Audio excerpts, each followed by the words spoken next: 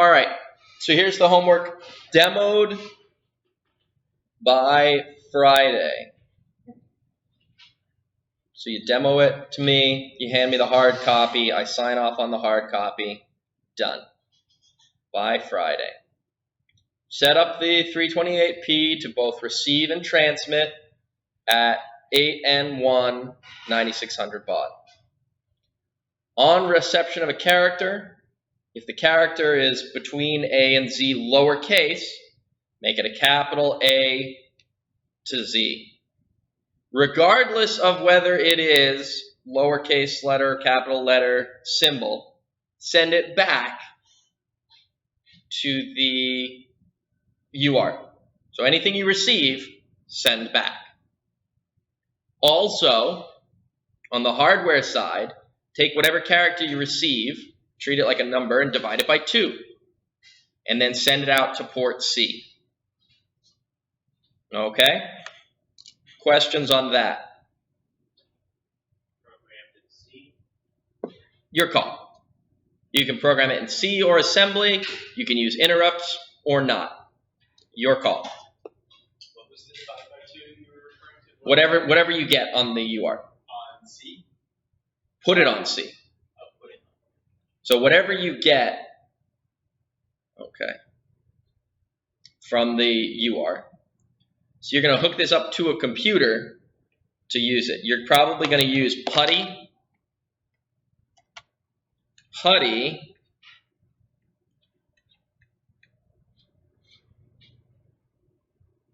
Was the other thing on screen a second ago? It was always the slide? Yeah. Oh, shucks. Hold on. Oh, no. See, it's recording correctly. Let's do this.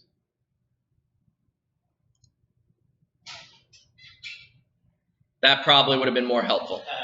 Yeah. I apologize. Let's reset. Homework, due by lab time on Friday. Set up the RX and TX, transmit 8N1. I was just reading off the slide. 8N1 9600 baud. On receive, if the character is a lowercase letter, make it a capital letter. Either way, whatever you do, whether you make it a capital letter, send it back. So if it's a lowercase letter, I should receive a capital letter back. If it's a number, I should receive that number back. Okay. Also, whatever I send you, divide it by 2 and send it out to port C. Okay? To actually communicate with this stuff,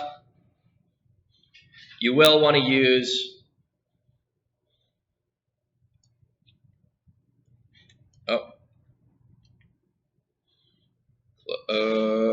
why does it do this to me? Close. You will want to use PuTTY. Okay? PuTTY has an option to use serial port. You'll choose the serial port that's listed under the device manager as MEDEBUG COM port. And this is important. The computer has to know what speed you're talking at. So if you want 9600 baud, you have to type 9600 baud here. This will usually be listed as COM 1 through, whatever, 1, 2, 3, 4, 5, 6, 7, 8, 9, 10. And that's it. You'll just say open. Mine is going to say no, unable to open up COM port, but that's okay because I don't have anything connected. So that is the homework. Yes, I can, especially if I do that. Okay. So I want to point out that this send it back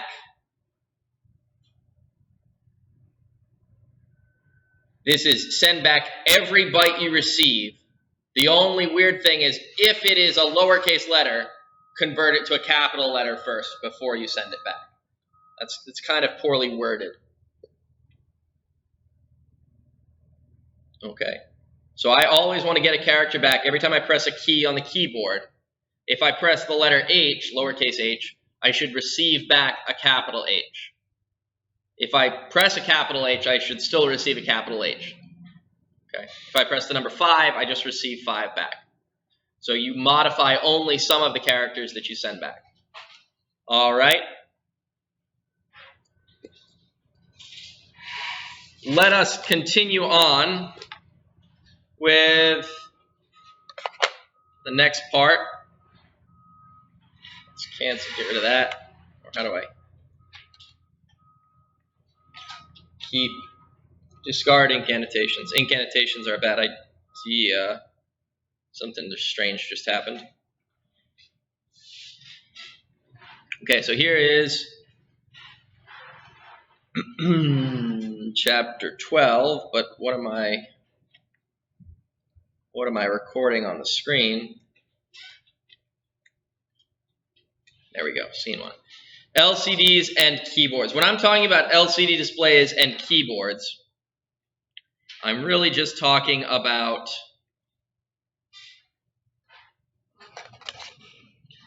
these things. So that's an LCD display. It's got a single row of headers. It's a character display, an LCD character display. Keypads, what I'm talking about, just an array of buttons. You can sign these out for me. I've got a zillion of them. It's just a bunch of buttons. You can go online. That's never going to get old. Go online here. And this is just AliExpress. It's where I buy a bunch of cheap stuff. So LCDs come in all sorts of varieties, usually based on their size. Everybody's kind of familiar with this sort of sick lime green color. So they come in 2x8, 2x16, 4x16, 4x20. But they all have that same header right there. Does everybody see that? Might be tough to see depending on your thing. It's always the same set of pins, same interface across all of them. So the same interface controls all these different types of controllers. As far as keypads go, anybody ever seen these membrane keypads on any kind of device? These membrane keypads don't always have to be arranged in a 4x4 grid. Any kind of that sort of mushy feeling button, that tactile button, usually done in some kind of scanning like we're going to talk about today. Specifically, we're dealing with these 4x4 tactile buttons. They have a very nice clicky feel to them. I don't know if you can, I don't know where I'm even recording from, but hopefully you'll hear that on the video. It's a nice, good feeling to it. Okay, close that down. Go back to this. And I'm now back to recording. Okay, so that's what we're going to talk about. These aren't peripherals on the processor. These are all going to have to get bit banged. There's no hardware inside the microcontroller that lets you talk to this. So you've got to write a control scheme. So imagine you wrote this control scheme. It would actually be really helpful if you could sit here and pull these buttons at the same time as you're monitoring stuff with interrupts. And that's really the idea here. Now you can also drive this with interrupts, but we'll talk about that as we go along. So LCDs, we need to be able to talk to people, okay? This is a great way of getting information out to a user. You can write words to it. It has a very robust control system, super handy to have, and you can get it in different sizes. But the nicest thing is you can read it in the dark. It's got a backlight, super handy. Also, you can have custom characters that do all sorts of cutesy stuff. You can do a lot with a simple character display. So we're going to talk about how you do this thing. And it's its own component. It's its own microcontroller. And it's got memory just like we have memory. It's got two parts of memory, though. One is called CG RAM. One's called DD RAM. CG RAM tells you how characters get made. So if you look at an A character, okay, it's actually made up as a grid of bits. And this isn't going to be a perfect analogy, but this might be an example A character. Okay. Everybody can kind of see how that might look like an A. All it is a series of ones and zeros. A 1 means turn that pixel on. A 0 means don't turn on that pixel. So character generation RAM defines how the characters are made. And then this DD RAM, data display RAM, just says, oh, use, so for example, 41 says use the A character. So this is located at address 41, sort of. We'll get into all of that. So there's this magic box is everything inside of the control chip for an LCD. So you got these two parts of RAM. Then you have a cursor that points to a particular location in RAM. This is very similar to our X register, okay? Our X, Y, and Z register is just one of them, but basically it points to whatever you want. Finally, you have a data register. This is where data goes when you want to send it somewhere, and also if you get data out, where it goes beforehand. And a command register that tells you what commands you want to send to it. But basically those 5 things make up every LCD regardless of size, whether it's a 16 by 2 like this one, or a 20 by 4, or an 8 by 2. Okay, those 5 parts. We're going to go into these. So the data display RAM, regardless of what size you get, whether it's a tiny one or a big one, this is a 16 by 2, it says 1602 in there. It's always 128 by 8 bits of RAM, okay? And it's got whatever you want. It uses ASCII very nicely. The character generation RAM supports 64 characters, okay? And we can change some of them. Most of them are fixed, but we can change some of them. The cursor tells us where we're writing to. Mostly the cursor points into display RAM here, so that if we wanted to write to, here's our character display. If we want to write to this character, we can make the cursor point right there. So then when we write data in, it actually puts the letter here, so we could write B there. And then we might not want to write to this next location. We might want to go down, so we can change where the cursor points to. All right. The data register, which is one of those 5 things, it's an 8-bit register. Whenever we write a byte of data, the data is going to be written to wherever the cursor points to. The command register does everything else. Any kind of interesting command that isn't put a character on the screen goes in the command register. So as an example here, here's the simulacrum of an LCD. If we put 50 into the data register, 50 corresponds to the ASCII value for a P. Just so happens. And it's also a capital P. Yes, it is a capital P. So you write that 50 into the data register, and the cursor was pointed here. It puts a P in that location, and then moves the cursor to the next. So it's an auto increment. So this is very similar to our STS X plus RD kind of instruction. But it's a whole nother thing that you have to talk to. Okay. Now, we do only have one data interface, and that changes whether we talk to the data register or the command register. We'll talk about that when we get to the physical pins on this device. Okay, so that's the data register. Anytime you put something in the data register, it appears on the screen. One character at a time. By the way, is this an example of a serial or a parallel interface? We talked about that at the beginning of the UART chapter. Parallel because it's everything at once. Yeah, it's everything at once. Most of these bits, I don't know if you can see that. I can go like this, face only, and maybe full screen projector preview. Yeah. Let's see. Can you see those bits? Focus. Can you see that those are D0 through D7? Focus. It is not designed to be a close-up macro lens. That's okay, though. And now the question is, am I recording the right thing? Yes. Okay. So the other part of this is the command register. Lots of really interesting commands. Things like clear the whole display. Just turns off every character. It writes them over. Return to home will always put you back in the top left. We can shift the cursor around. We can set the cursor position, which is a nice feature. Then we do some like cutesy things just about how it looks. So the cursor could just be a little underline on the character we're about to write, or it could be a blinking cursor. It could be a big block. Some of this is just cosmetic, okay? It depends on your usage.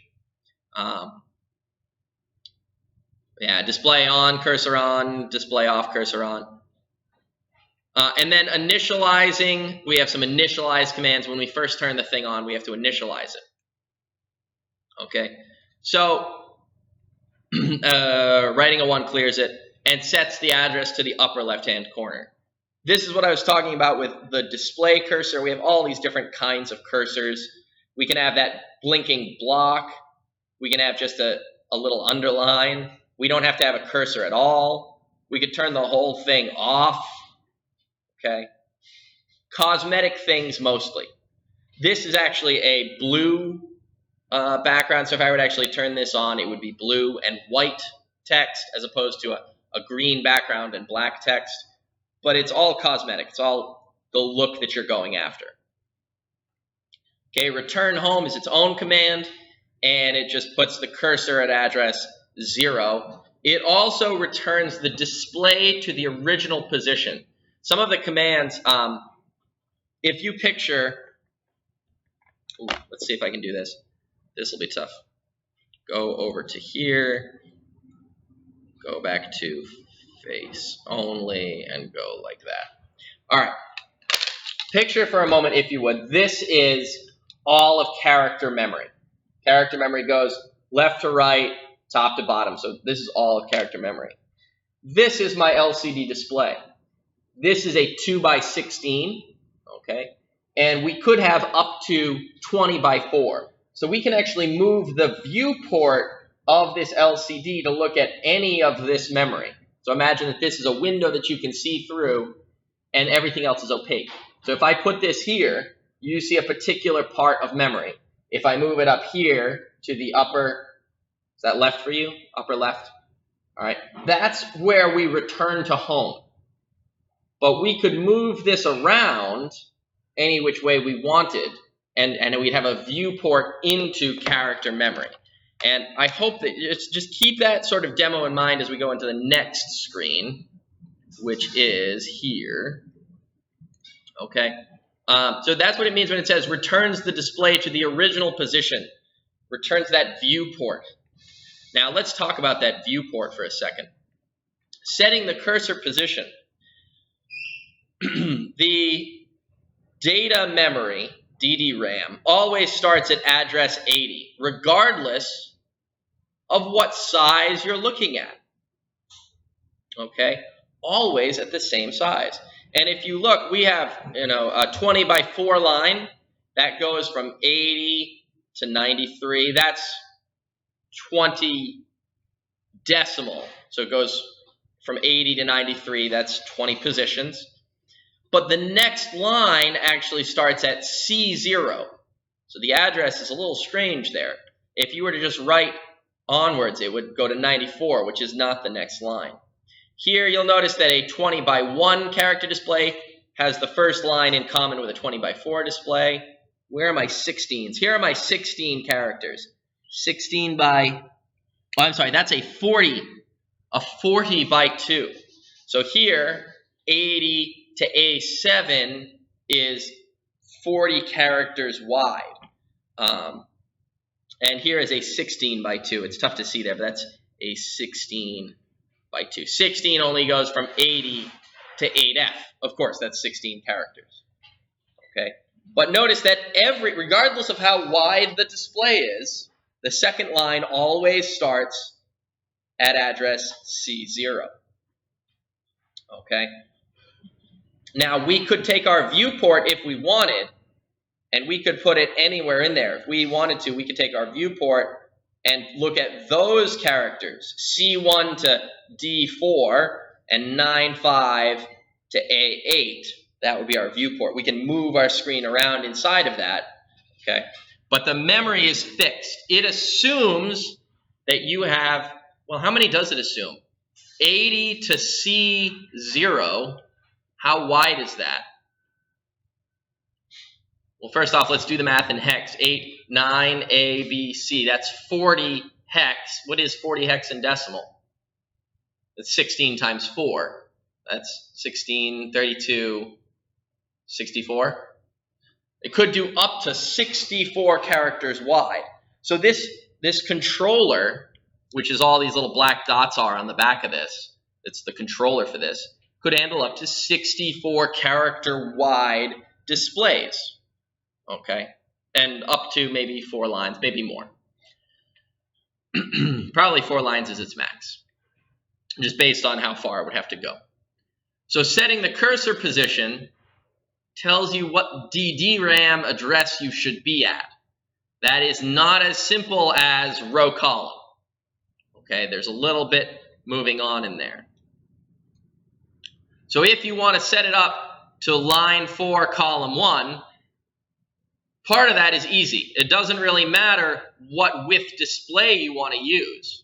Whether it's a 20, an 8, or a 16 wide, we know that each line is 40 wide. So let's look at that. Here is how you would look at it. You have to know in advance what your address lines are. Okay? So you just write D4 to the command register. That automatically sets it to be at that location. Other commands that you can do, things get really interesting. You can write, as you write data bytes in, you can have the cursor go left or right. Why would you ever want the cursor to go right? Sorry, go to the left. Normally we write left to right. Yeah, there are many cultures where the data actually starts at the right margin and goes to the left. As a left-hander, I can appreciate that because you right-handers, you write from left to right, so you can see what you're writing as you write it. What do I see? I see my hand for the next 8 words. Yeah, so if I'm writing from right to left. Now, obviously, the character set would have to be different, but it is possible to change some of this.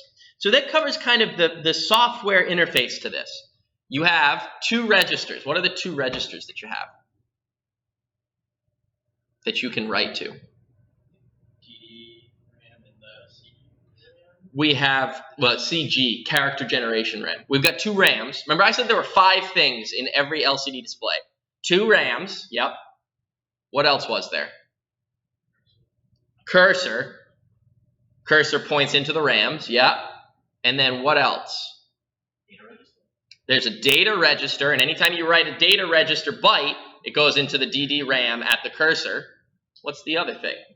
A command register. So that covers the software side. You write things into the command register or the data register, stuff happens. Okay?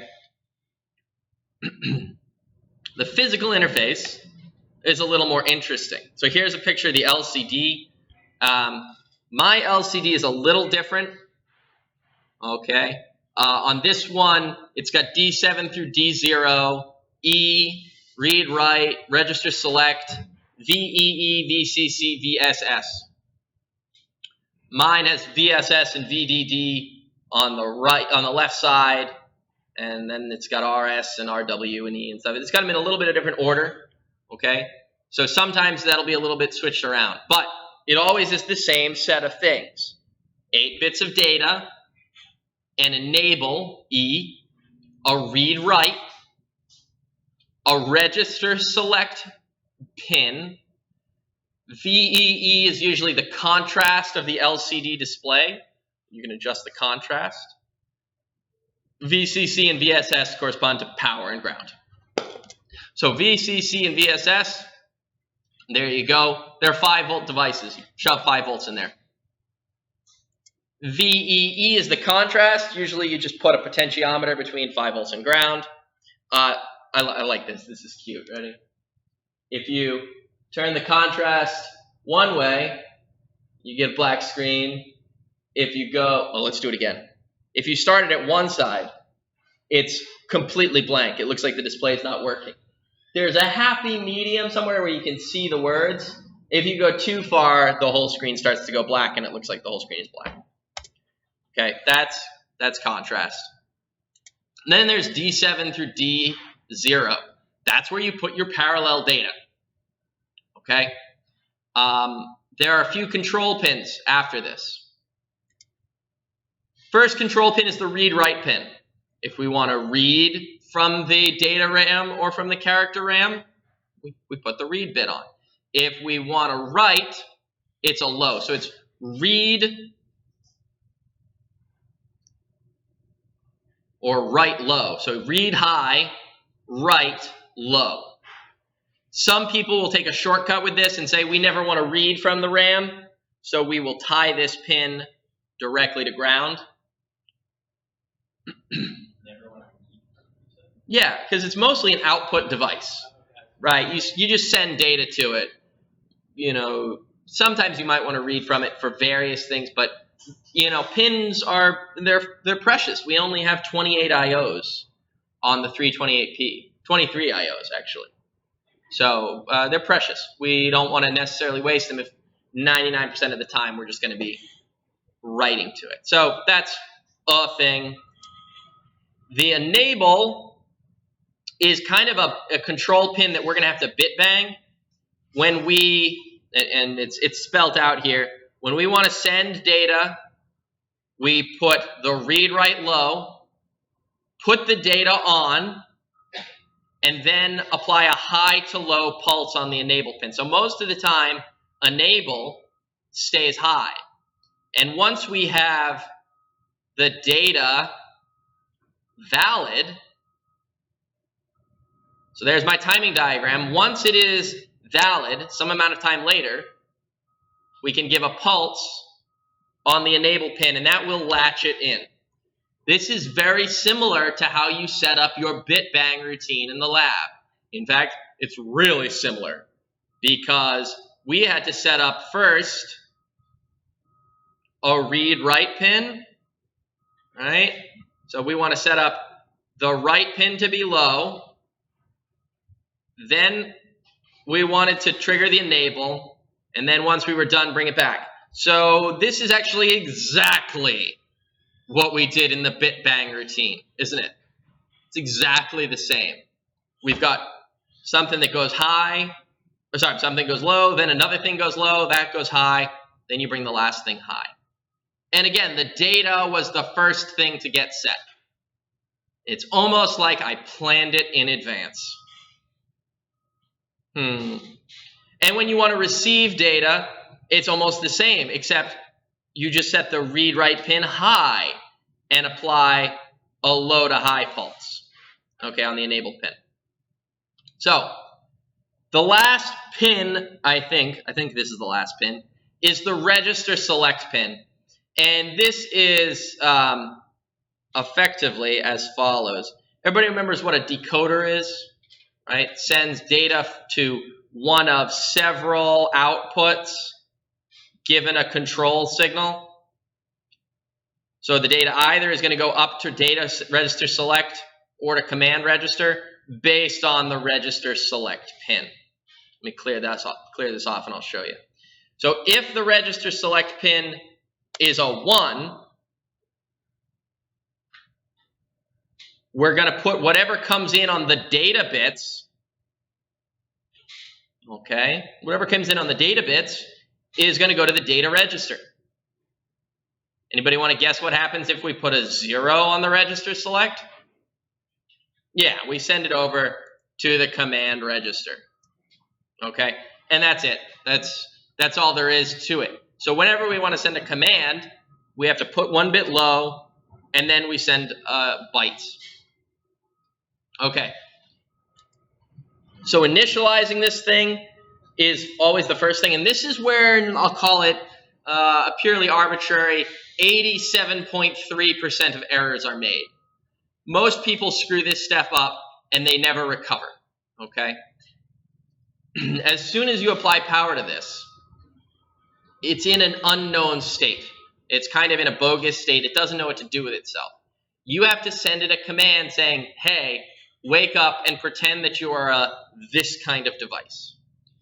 So, mostly this information is in the data sheet or in a quick little table that you look up, but you initialize and you want to initialize it for a particular character size, in this case, 5 bits by 7 bits. So there's my 5 bits by 7 bits. That's the size of the character. 8-bit operation says you're going to be receiving all 8 bits at once. You just send these 3 commands in order to the command register. We'll go into what those commands are. We'll go back to look at the list of commands. At that point, if you want to send commands, you have 2 options. You can send commands or send data. So you want to make sure that your read-write pin is a 0 because it's read on 1, write on 0. Make your register select pin a 0 because you're sending a command.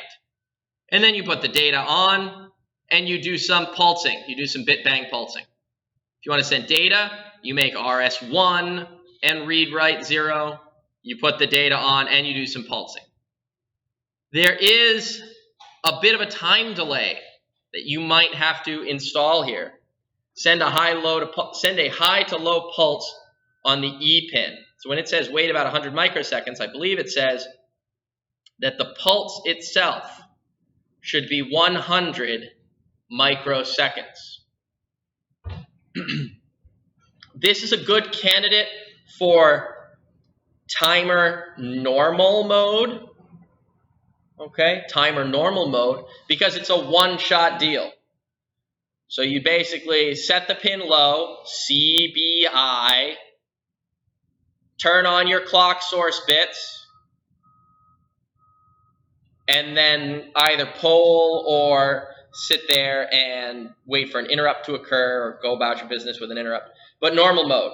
And then once that interrupt fires, say inside your ISR routine, SBI. That is an option, okay?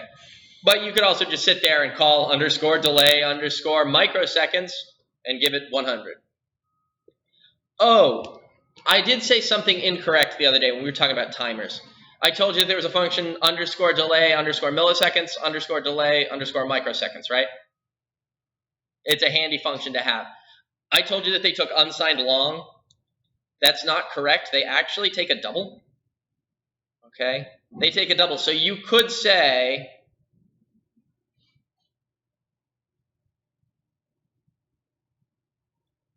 .1 for 100 microseconds.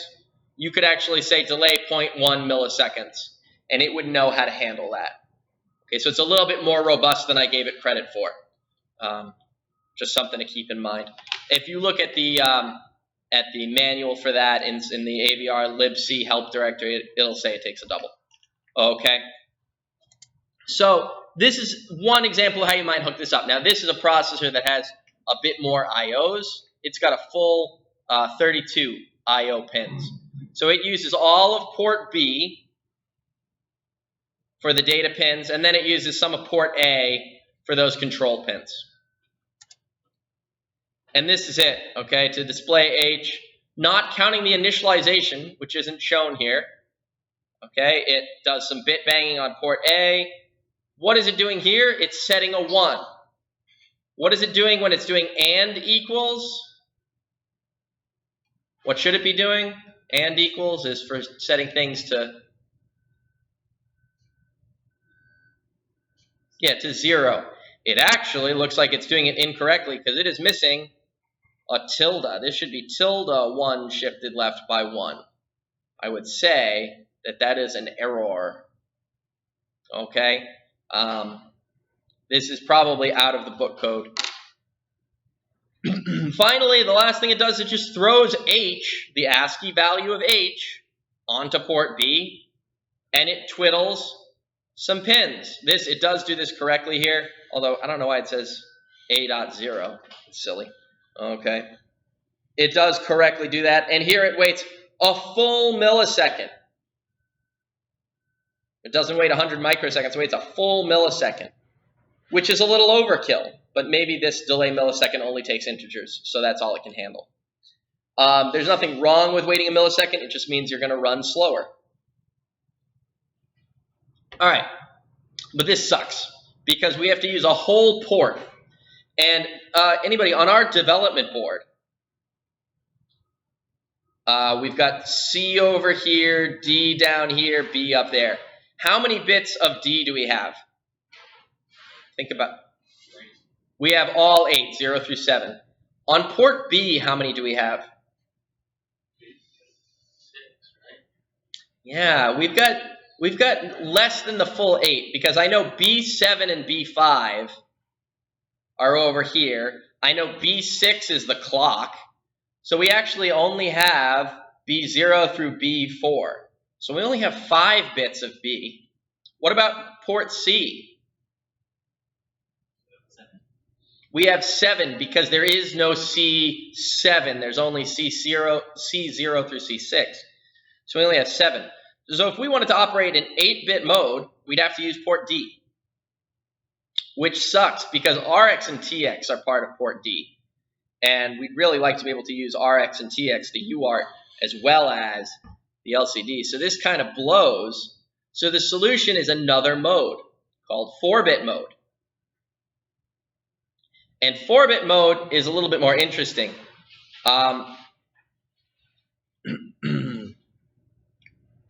33, 32, and 28 in hex.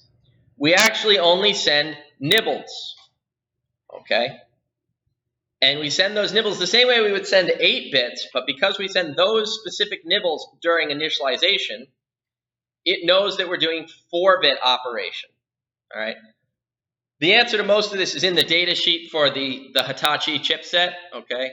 I believe I have that on the M drive. You can check it out. Mostly, it's all the same command sets, and you just kind of initialize it once and move on with your life. 4-bit operation mode, in my opinion, is the preferred mode. We still have to have all of our control bits, our read-write, our register select, our enable, but everything else is done in 4-bit mode. It just means that we need to do 2 transactions, 2 4-bit transactions for every byte we want to use, okay? We always send the low nibble, then send the high nibble, okay? We always send it on data 4 through 7. So going back to that picture, we only use 4 through 7. We do not use 0 through 3. So when you're hooking this up, that is an important aspect. So from now on, when you're using this LCD, you're going to plug the LCD into a breadboard, and you're going to have to wire across to your, it'll hit me in a second, to your development board, right? To the female headers on your development board. 4-bit mode, yes. So the only thing that's different in 4-bit mode is how you initialize it. I'm not going to go into this like crazy here, but you can have different fonts. There is 8 characters that you can change, corresponding to addresses 0 through 7. You can change those characters. Each character corresponds to 1, 2, 3, 4, 5, 6, 7, 8 addresses in the CG RAM. And you would have to design them in a grid like this. It is important to leave the last row blank, because otherwise the top thing will sort of overlap with the lower character. So you want to do that. And you have to keep the kerning in mind. So usually the first 3 rows are blank. Okay. This, I can't show it in this. This is a requirement because even though the character RAM shows those bits, we don't actually display all of those bits in the character. When we set up for 5x7 mode, every time we display a character, we're only displaying this stuff. And that's because the LCD itself only contains those things. If I actually go, let me see if I can go back over here. I want to go to the 2x8 here. Yeah, and now make sure I'm. Oh, that's all working. Okay. So this is the 5x7 font. Okay. But $18. Oh, for 5 pieces. The spacing in between those, that's not actually a space on the LCD. That doesn't exist. It's actually a series of 5x7 pixel groupings.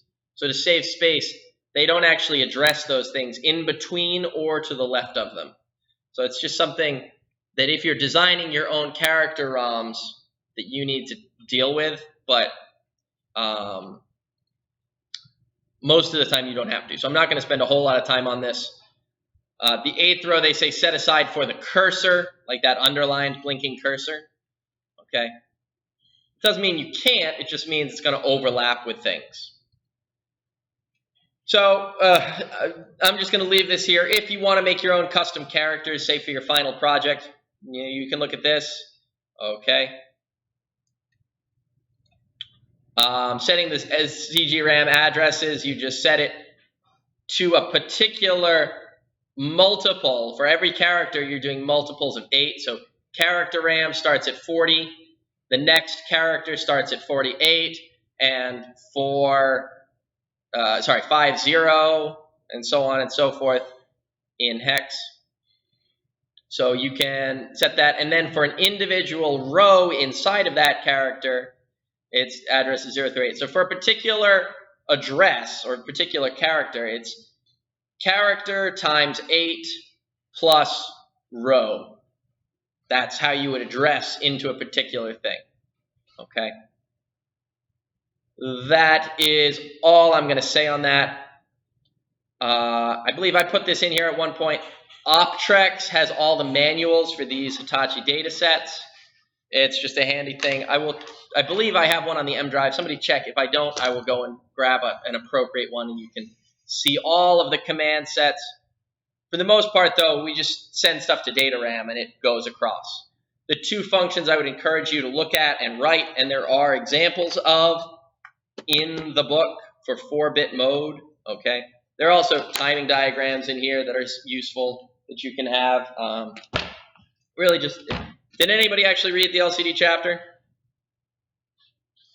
One of you skimmed it. All right, so you saw those timing diagrams for 4-bit read and write. If you just recreate those, and you have experience recreating waveforms. I told you to make that, R10. I told you make this waveform. Okay? Everything the book is telling you to do for these waveforms, it's exactly the same. It's actually just, it's easier because you don't have to put delays in unless it specifically tells you that there is a minimum time. So for example, it says the data hold time is 10 nanoseconds minimum. 10 nanoseconds, put in perspective, is 1/6 of an instruction cycle at 16 megahertz. Effectively, you don't have to wait. Okay. 450 nanoseconds is a couple of no-ops. Right? So think about that when you're trying to recreate these waveforms. Because your next lab, and I will be giving you the full lab write-up tomorrow, and I'm just trying to split it up into little chunks so that it's easy to handle. We'll say, you're going to use an LCD to output data. All right? So that's, you can check that out. Keyboards I'm not talking about your PS2 keyboards, okay? I'm talking about these keypads. And before we start talking about a bunch of keypads, like a bunch of buttons, let's talk about a single button. Okay? And really the problem with buttons. If I've got this, you have a button, right, on the board. You've even used it for the homework, right? You press a button, it toggles an LED. Well, here's what really happens with a button, all right? Most of the time, you got that pull-up resistor, so it's high. And eventually, it does go low. But the devil is in the details. This is, this time span here is, 1 to 100 microseconds. It does what's called bounce. And it bounces because physically, there's a conductor down here. And we've got some insulation blocks here. And then there is another conductor that is usually some kind of bowed piece of metal. And then you've got, actually, hold on, let me, ink color, dark. So insulation blocks. Then you've got the actual physical button here. Now when you press that button, it's a bowed piece of metal. Did anybody have those rubber things that you turn inside out? and then it's like a ticking time bomb and it explodes off the table? Nobody's, you know, those things that flip inside, they have a name? They were just those things, right? But what were they? No, it was just like poppers. Yeah, poppers. Huh? Not. All right, I don't know what that is. All right, you're too cool for me. Is that what you were gonna say? Poppers? Yeah. All right. It's the same kind of thing, right? So this piece of metal is going to deform, and at some point it's going to explosively, you know, arc the other way. But much like a, hold on, I need a good analogy. A handsaw. Big handsaw, you know, about yay big. It makes noise that goes wonka, wonka, wonka, wonka. When it, is this like total Greek to you guys? Nobody's ever used a handsaw to cut a piece of wood or cut down a tree? Some of you. All right. Well, it vibrates. It goes back and forth before it finally settles. And that's what you're seeing here. Because if you are connected, don't use the eraser, if you are connected to this little green piece here, and it's connected to a pull-up resistor, right? When it's floating like this, yeah, you're going to see 5 volts. And then you're going to press it, and it's going to snap. And it's going to touch, it's going to make contact with this, which is grounded out. So then it'll show a 0. But maybe it doesn't make good, firm contact, so it's going to wiggle. It's going to release a little bit. That's what this bounce is called. Physical switch bounce. So after some amount of time, yeah, it'll be like this. But imagine if you've got an interrupt. Interrupts just look for edge transitions, and look at how many awesome edge transitions we've got here. That's many things, so it's going to trigger a bunch of times. Did people notice that they had a problem with that during the homework? For the LED? The answer is probably not. I mean, I would be surprised if anybody had. There are physical hardware solutions to this bounce problem, and one of them is to simply drop a capacitor across that. So you ground it, but zoomed in here, once you short that capacitor, right? That capacitor has been charged up, right? So it's not going to go straight to 0. It's kind of going to start to discharge more slowly like that, right? So if it bounces, so if let's say right here is the bounce, it's going to start to charge up again. And maybe then it'll start to discharge and charge. But what it won't do is there's a magical threshold, usually referred to in the data sheet as VIL, input low. It will not get to that low level. So it'll start to charge up and discharge and charge. But eventually here, then it'll fully discharge. You know, for physical interfaces like this, anybody ever, like when you had the old Timex wristwatches, try to like press start, stop as fast as you can to see what your reflexes are? Does anybody know what their best time was? I'm like, speaking. You'd only be able to get as fast as the button would be able to respond. Right, only as fast as the button would be able to respond. I know that if not that I would ever, you know, see you guys doing this, but in some of my boring pre-calculus classes, I would type in 1 + 1 equals, and then +1 equals, and I'd hit enter, and I'd do that as fast as I could for the entire 50 minutes of lecture. Anybody do this? This was never a game that you guys played in high school or college? I guess I'm striking out on all fronts today.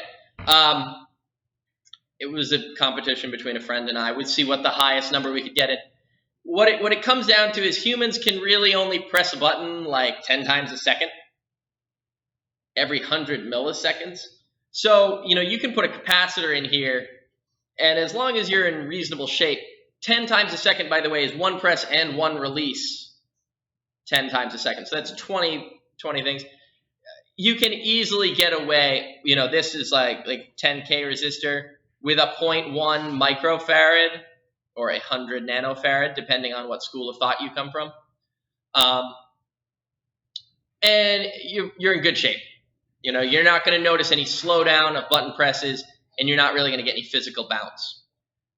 That is why none of you probably ran into problems, because the button that is on the board, if you look at it, has a 0.1 microfarad capacitor sitting right next to it. Okay, so that is a thing. But this bounce, sometimes this capacitor, that could be a couple of cents on your bomb. It's not really a couple of cents. It's going to be like tenths of a cent on your bomb. BOM, by the way, is bill of materials. BOM, bill of materials. So you can debounce in software. It says correct way, the correct software way of reading keys. For example, this keypad does not have those 0.1 microfarad caps on it.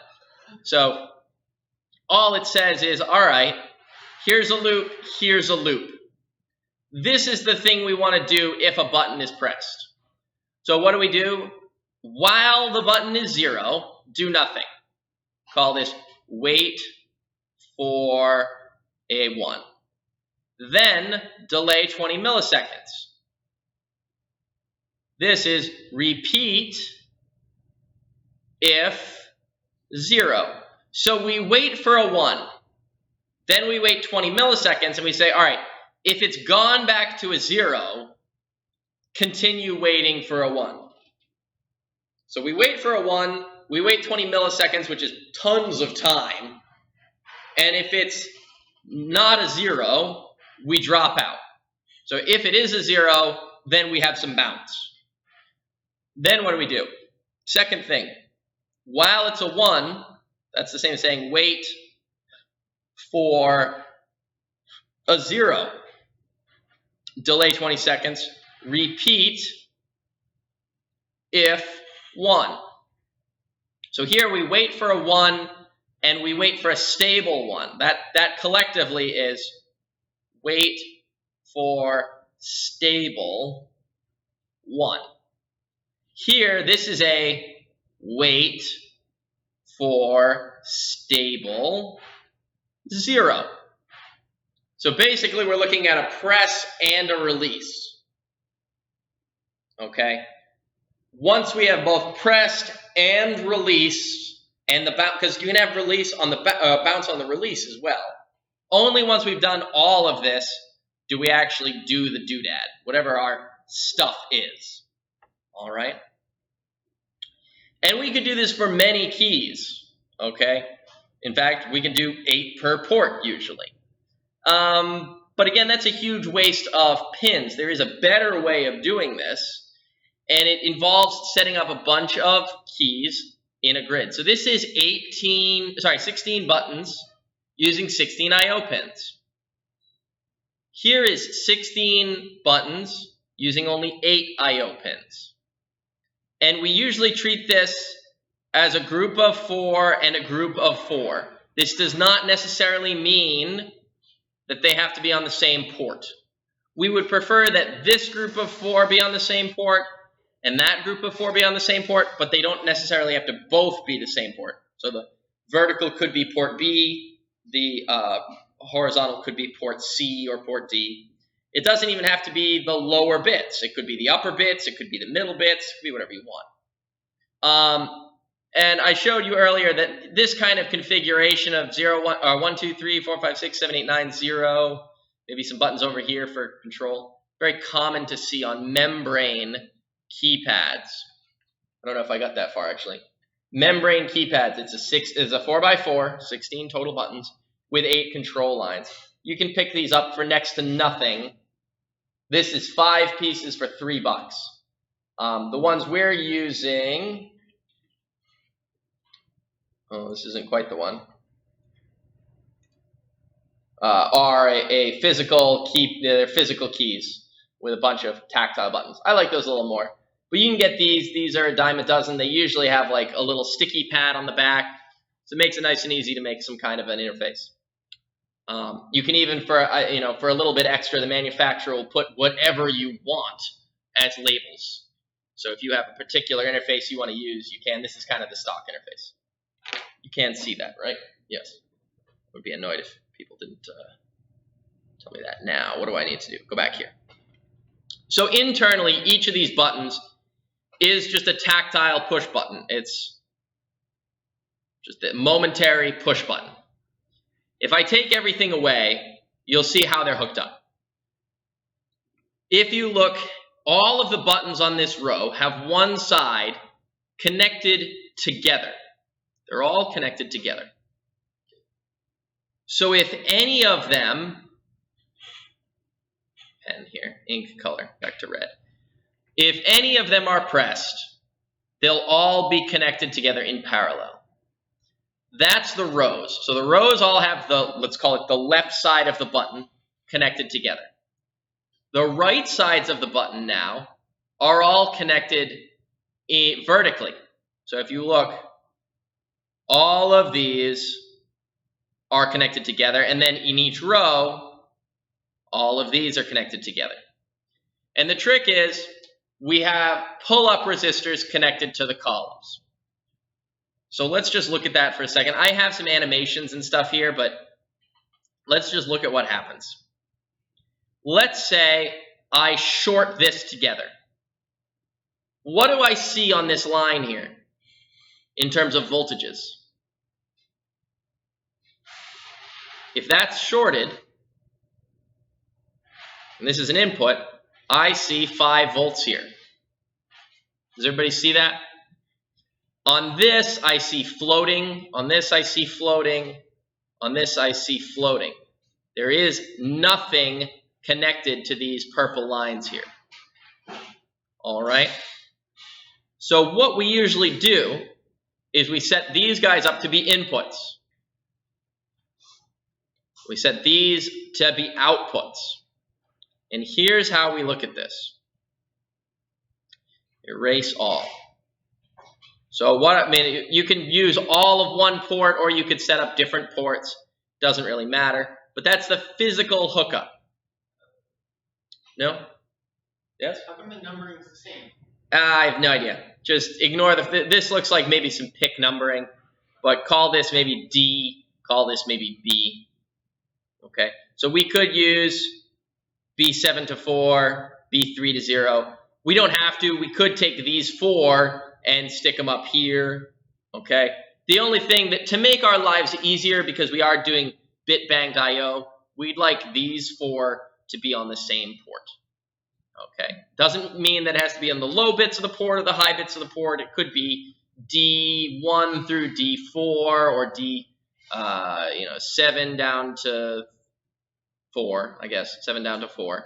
Doesn't really matter. As long as this side is all on one port, and that side is also on a port all by itself. All right, so with that physical setup, there's 2 main tasks that we write about or have to write code for. One is just, has any key been pressed on this? Okay, and the second is, which key has been pressed? And key detection is the easy part. Okay, so we've got these pull-up resistors here, and I'm going to set these up to be outputs. And I know that that's different from what I just said, but I'm going to set these up as outputs, and I'm going to ground all of them. They're all grounded. These over here are going to be my inputs, and all I'm going to do is I'm going to read these in. Now, what should I see if no button is pressed? In terms of, let's look just at this line. This line really only cares about those 4 buttons. If none of them are pressed, what should I see? I should see 5 volts because I've got this pull-up resistor here. So I should see 5 on all of these. Now 5 in binary, when we do the conversion, is going to be 1, 1, 1, 1, or F. I'm looking for F. If I press, let's just say I press 2 buttons. Let's say I press this button and this button. What will I see on my bottom here?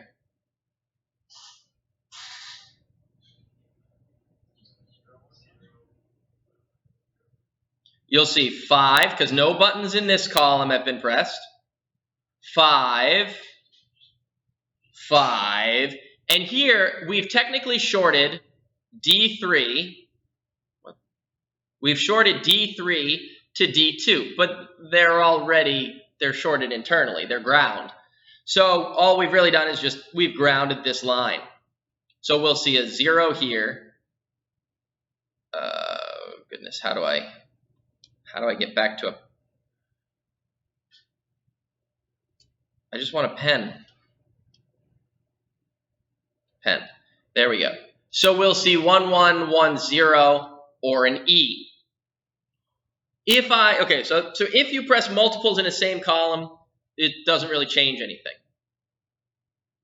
Let us say now that I press this button and this button. What do I see now in binary? Yeah, 0, 1, 1, 0. What if I press this button here and this button here? So not this button, but this button. I see the same thing, right? 0, 1, 1, 0. Overall, if I see anything other than FF, I know a button has been pressed somewhere. I don't know what row it's in. I could probably tell you what column it's in, okay? But I don't know what row it's in. So here's the animation, right? If I press the upper left-hand button, because brown in this case is ground, red is 5 volts. So as soon as I short that whole line is pulled low, and so I know that something has happened. Key identification is a little different. I need to figure out mostly what row the button has been pressed in. And so here's how I do that. I've got my initial setup. I'm going to set my outputs here like this. I'm only going to ground one row. The rest I'm going to pull high. Okay? So, what does that mean? Now, looking at this, by the way, only one button has been pressed. So, sure enough, yeah, this ground is going to flow through, and I will see 7. But this button is also pressed. There's actually 2 buttons pressed. I missed that second one there. The one in the middle is a different row. I will get there in a second. Well, it's just, pulled high. So you've got this is high, this is high. Both sides of the switch are high, so shorting it doesn't do anything. Okay, but because this button was pressed here, D3 is going to be low, and D1 is going to be low. So I know that on row D3, I've got 2 buttons pressed. That only tells me about row D3, though. To figure out D2, I'm going to ground D2, which grounds out this whole side. So now, because this button is pressed, that grounds out this column D2. I'm not sure how automated this animation is. I think I'm talking a pretty good pace. So that's there. So now looking at this, any place I see a 0, I know that button has been pressed. So on D3, I know this button is pressed and that button is pressed. On D2, I know only this button is pressed. As I go along, I ground this guy out. I know he's pressed because D1 is grounded. And finally, because I see F, a 1, 1, 1, 1, I know that no buttons are pressed on that. So, writing a function that waits for a key to be pressed and then returns the code of the key press. First off, the whole thing is given to you in the book. That's thing 1. It is not sufficient, however, to copy and paste that code for the following reason. It doesn't use the ports that I want you to use. Here it is. So let's find it. It's chapter 12, section 2. It talks about bounce. Gives it to you in assembly. It gives it to you in C. Example 12.3. 12-3 is a very nice example. Okay, let's go so far as to let's look at that code for a moment. 12-3. Let's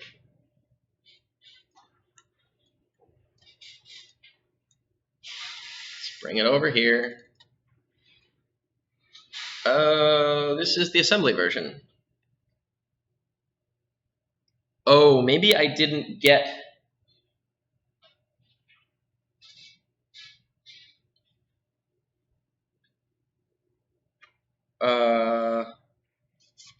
Okay. So maybe in the examples that I have here, this is LCDs. This is LCDs.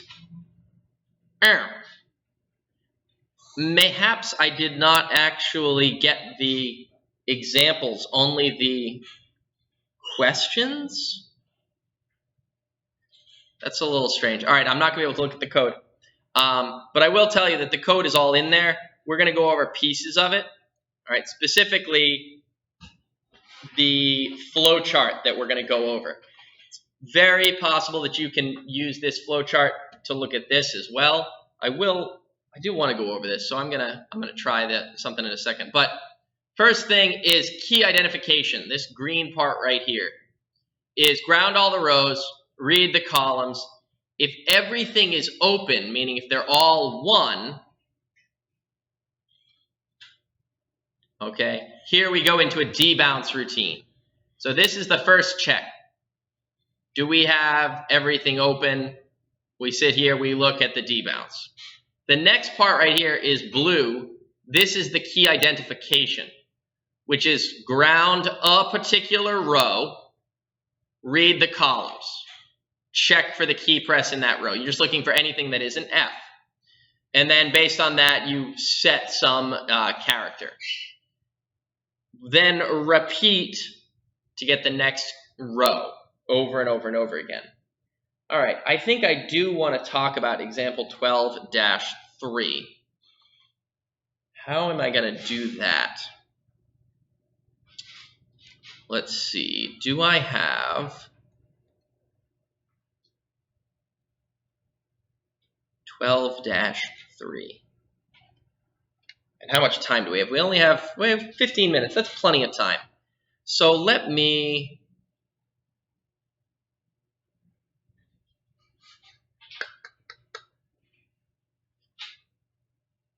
How do I want to do this? Because I don't want this to be all shaky cam. All right, I'm going to try it. I'm going to try and do it this way. I'm going to go through as much of this as I can, typing it out. All right, we'll see what we can do here to get through it. If not, it is up to you to go through this. Desktop. Yeah. There we go. Okay, here we go. The first thing the book code, and you should follow along with this. I'm on page 458, example 12-3. All right. And I'm going to be skipping some parts and going over the really fun stuff.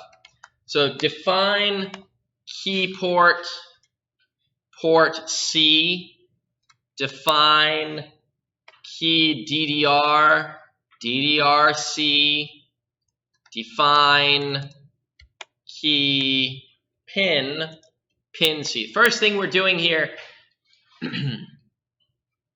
is we're abstracting out what port we want, so that we just call this. So if later on we want to move this over to port D, we can. You're probably going to want to abstract it to split it into the input side and the output side as two different things, but that's a separate piece. Char keypad 4x4. This is a cutesy piece here that just says 0, 1, 2, 3, 4. Says what your keypad is going to be, and I've already messed it up. 0, 1, 2, 3, 4, 5, 6, 7. I think you can see where this is going here. Whoa. What happened? Okay, so 0, 1, 2, 3, 4, 5, 6, 7, 8, 9, A, B, C, D, E, F. This is the character that's going to come at the end of our detection routine. We're going to detect one key and we'll just give it a hex value. All right, so into main now. Okay, let's start with our basic setup stuff, okay? DDR, let's say key DDR equals OXFF. It's setting them all to be outputs to start. Then key port is also going to equal, oh, I'm sorry. I miscopied that already. Yeah, so it sets up, you know, the input side and the output side. You know, one nibble is in, one nibble is out. But on the input side, it does enable all the pull-up resistors. And then it just sits here doing this forever, okay? What does it do forever? First is any key pressed. So you might want to just be writing notes in your book. Is any key pressed? To do that, we have a quick little loop. Do key underscore port. We're outputting to the port register.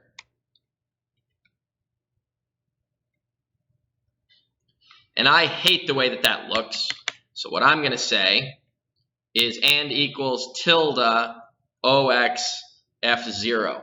What are we doing? We're turning the upper 4 bits off.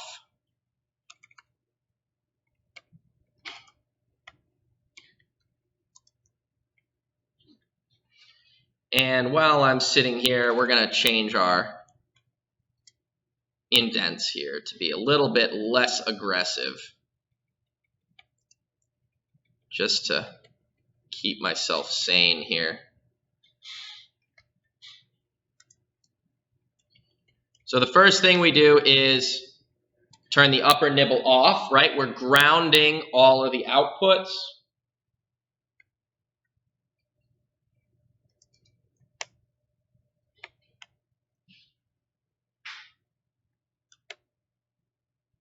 Then we read in, and this does a couple of things. This gets rid of any information that might be in the pin register that we don't care about. Okay? We read the lower nibble. And we grab it into this thing. So we only have that lower nibble. And this column location, that's column location, C-O-L-O-C. Column location. And we're going to do this for a while. We're going to do this how long? Well, forever until or while it is not equal to F.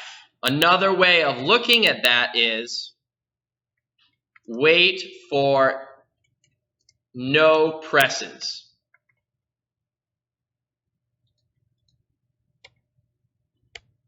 Or I could say while no presses, to keep it all in the same stream. So this whole thing is don't do anything until there is nothing pressed. So let's say you boot up, and you boot up with your fingers on the keys. This says, I'm going to hang right here until you chill and let everything go. That's its first step. Okay? So this whole thing collectively is wait for all keys to be released. That's the first piece of this. The next piece of this, okay, is actually multifaceted. It's a multi-piece loop. So first thing we do is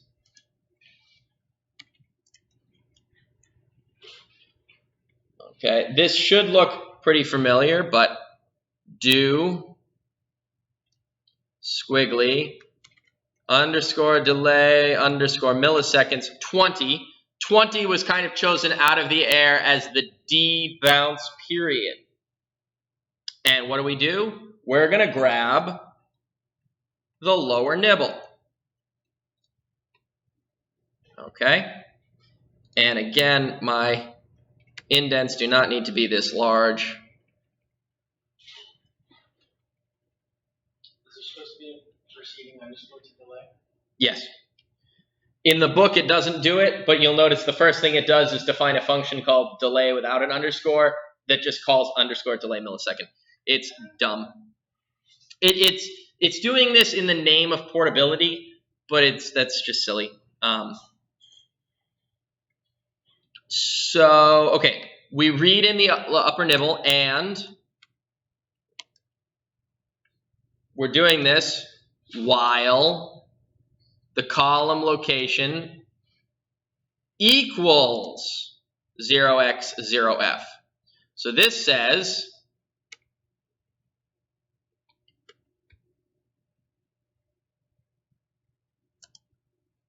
while key is pressed. But it has that delay 20 milliseconds in front of it. Now, outside of that loop, okay, it says delay underscore milliseconds 20. And the same stuff we grab. I'm going to have that on retainer here. This line is a great line. Read the lower nibble. And finally, that whole piece there is while column location equals OX 0F. All right, a whole lot's going on in this second part. But what we're basically doing is we're saying, all right, let me just make sure I did copy all of that right. Boom, all equals that.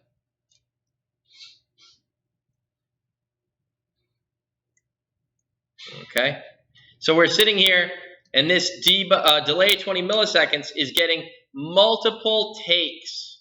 So if we are the same for a couple of times, a couple of checks, then we're okay. And this is while for as long as nothing is pressed, right? So this is not equal to F. So it's saying while something is pressed, right? This is waiting for all keys to be released. This is wait for any key to be pressed and debounced. Okay? Because remember, a key press is actually going low. So you have to keep that in mind as you're going through this.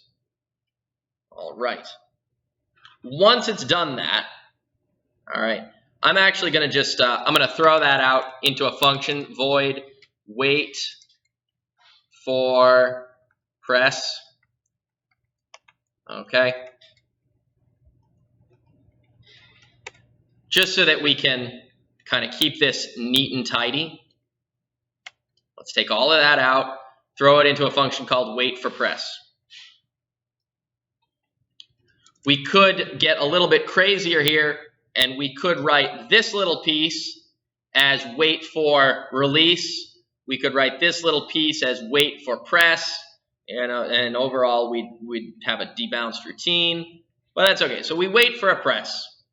I'm trying to get into the nitty gritty here. Then what do? Now we have while one. We have a lot of while ones here.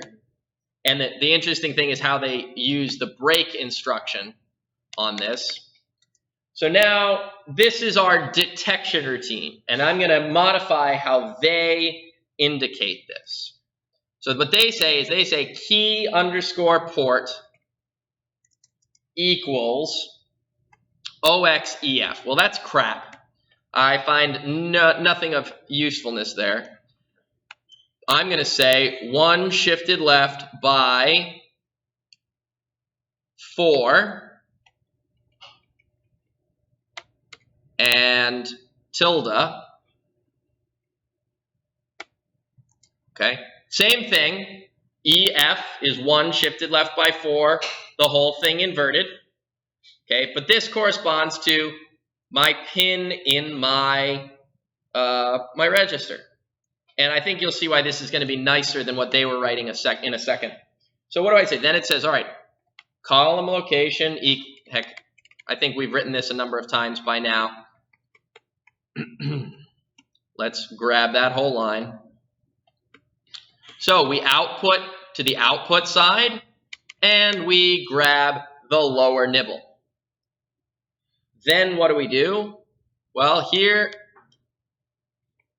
the next thing is if column location does not equal OX, OF, what do?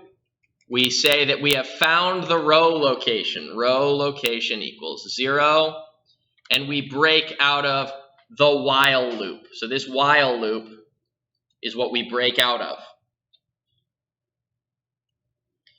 Now, the code itself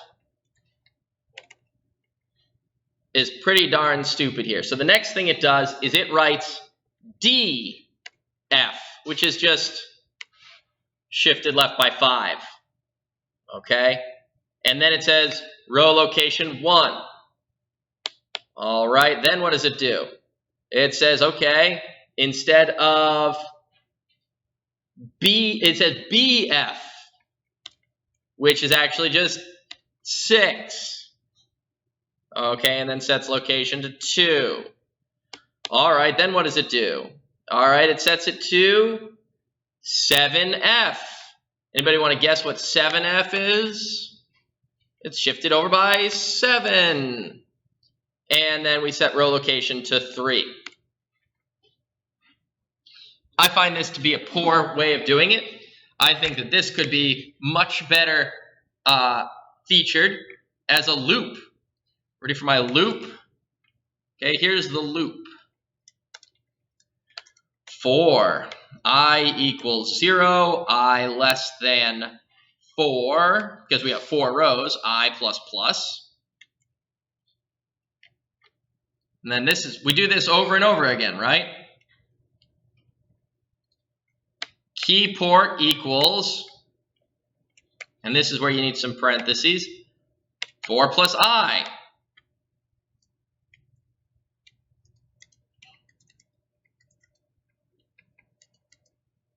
Now, the problem with this is it's got a while 1 in part of it, and so the breaking isn't quite as good. We can't quite break, so we may have to change this just a little bit or turn it into a function more likely. But the row location is just going to be I. Okay? And that's it. Okay? That's the whole deal. That's the whole for loop. We do the same thing 4 times, and each time we just change what we're outputting. The break is a little bit, so this is again not a complete functional example, but I'm trying to keep things small, okay? And that covers, that is a large portion of it. Almost half the page is just those things which we've reduced to a for loop. So this slight mod needed here. I would probably turn this into a quick little function, okay, and that function would be in charge of getting the row location.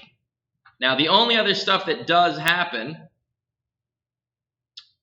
actually, that's all that happens. In fact, it breaks regardless, which is silly. So actually, there's no need for that while loop at all, which is kind of a little strange thing. But this is a pretty good key detection routine. It is in C, so it's not as tight as maybe the assembly might be.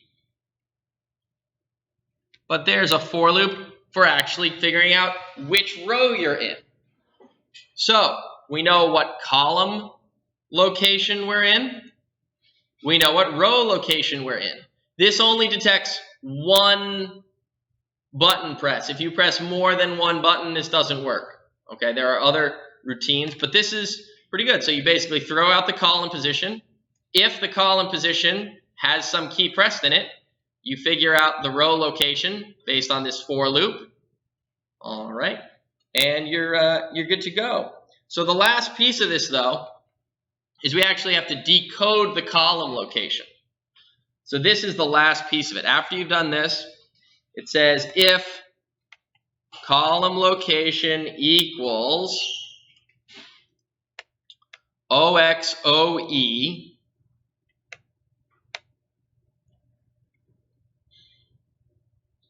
it just has, it says port D, but I'll just call it X, keypad sub row location sub 0.